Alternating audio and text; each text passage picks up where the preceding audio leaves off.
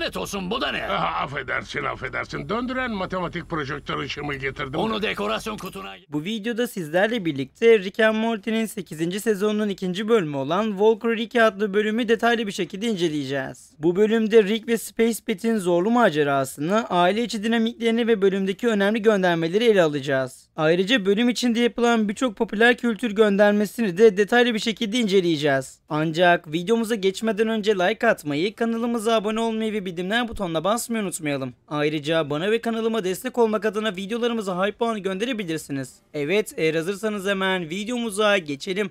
Tanrı aşkına! Umarım bunları öldürmek bize seviye atlatır. Bir tür güçlendirilmiş mantar. Ne?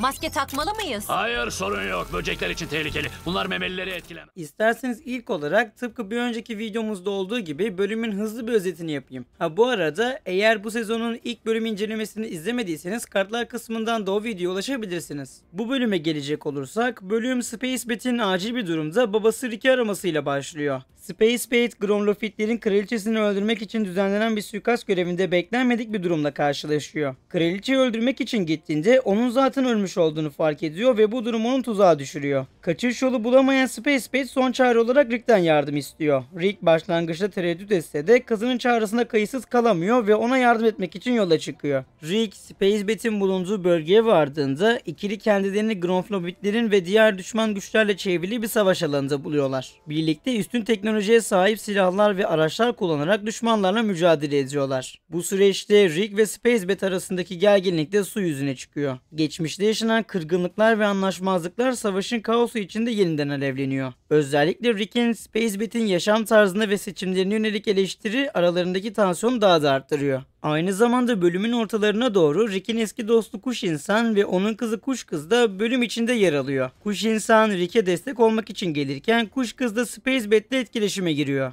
Aslında bu karşılaşmalar ebeveynlik ve aile bağları üzerine derinlemesine diyalogların yaşanmasına neden oluyor. Kuş İnsan'ın baba olarak yaşadığı zorluklar Rick'in kendi ebeveynlik tarzını sorgulamasına yol açıyor. Ayrıca Kuş Kız'ın asi ve bağımsız tavırları Space Pet'in kendi gençliğini hatırlamasına sebep oluyor. Tüm bunların yanı sıra bölümde görmüş olduğumuz baş düşman olan bu Profesör Böcek ise böcekler üzerinde deneyler yaparak onları süper böceklere dönüştürüyordu. Açıkçası bu deneyler Marvel evrenindeki süper asker serumuna bir göndermeydi. Size bol şans. Dur, yani Alzheimer olamaz ama astımı mı var?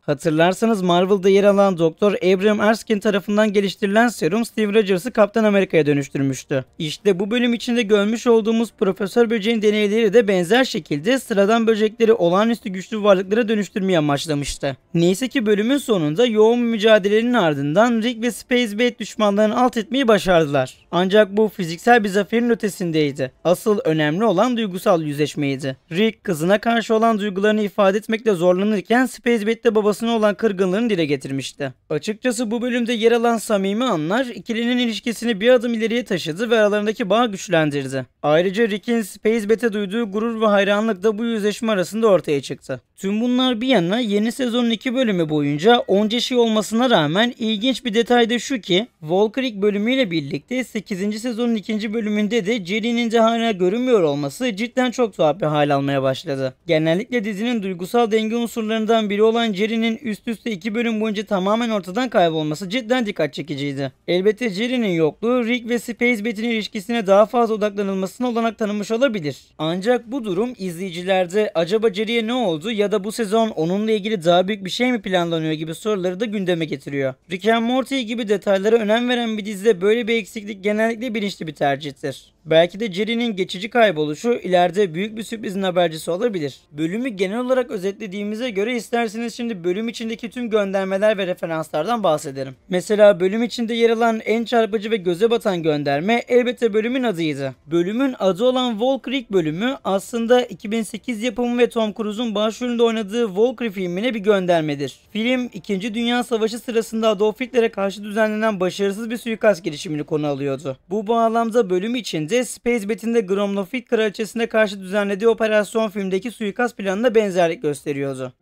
İsyanın selamı var. Ya da veda ediyor. Yani selamı var, her neyse, ama bu adam benden önce mi davrandı? Aman tanrım. Kimsin sen?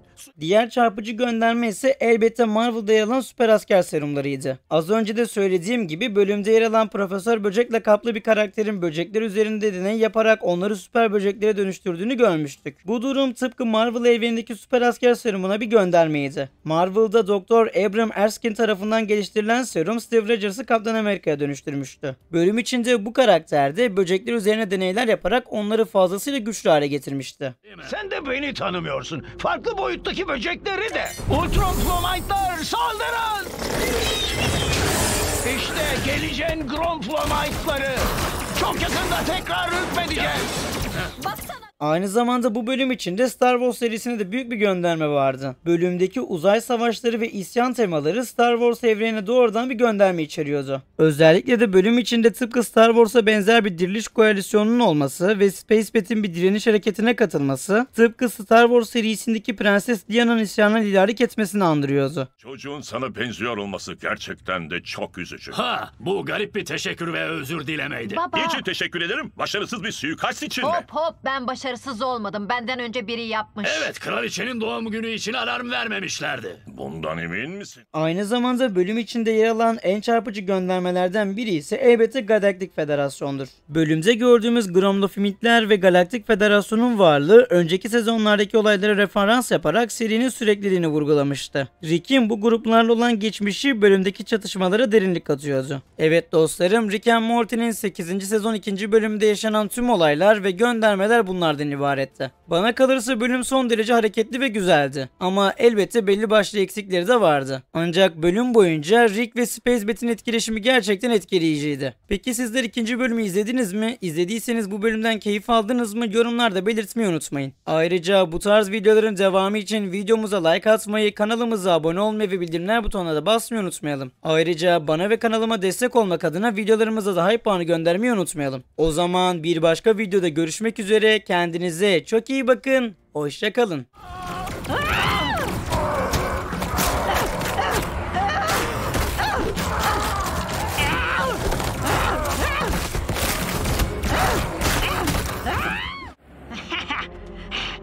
Ha, şuna bir bak. Görüyorum ki o iyi vakit geçiriyor.